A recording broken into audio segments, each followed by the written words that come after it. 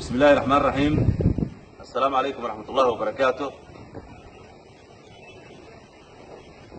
halkan waxaan ku qabanayaa shir jaraa'id oo aan kaga hadlayo xaaladda uu ku sugan yahay Cabdiraxmaan Cabdilaahi Dabcasan.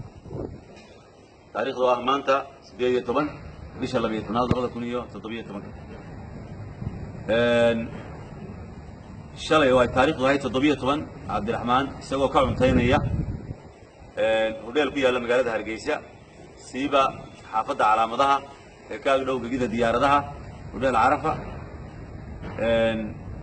ciidamada qaar ka mid ah ciidamada booliska ayaa ku xadgudbay Cabdiraxmaan oo u geystay jirdil iyo dhaawacyo aynu aragnay isaga oo ka hadlaya oo barnaamij toos ah kaga hadlaya dhibta soo gaadhay.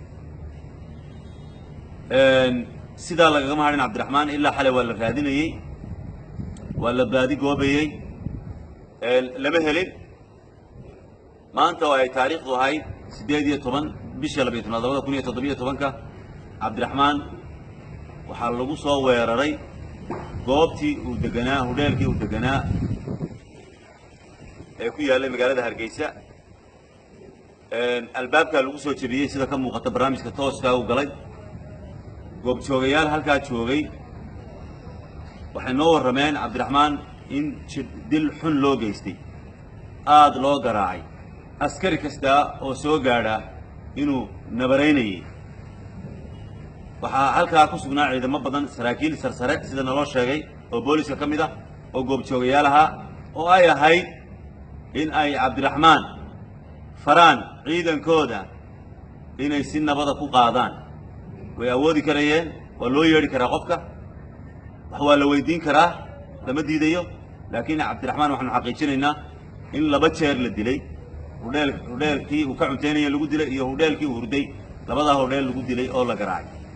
waxaanu mas-uuliyadda iyo wax kasta oo soo gaadha dusha ka saaraynaa ciidamada ammaanka, siiba booliska ayaanu dusha ka saaraynaa.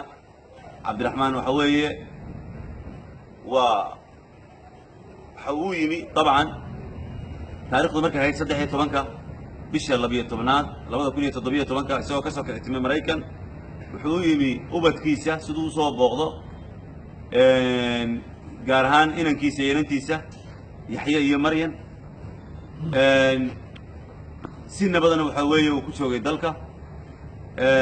waananu ka xunnahay runtii, yani falka foosha xun loo geystay, xadgudubka loo geystay runtii waxay ka mid tahay, qayb ka mid tahay xadgudubyada muwaadiniinta loo geysto. ciidamada ammaanku waxay ahayd marka ay muwaadinka qabanayaan in ay yani si degan ku qabtaan oo ay kaxeeyaan oo ay u yeedhaan oo nidaam la maro oo maxkamad la maro, qof si fudud loo heli karayo. laakiin jirdil iyo dhirbaaxo waxay noqotay caado.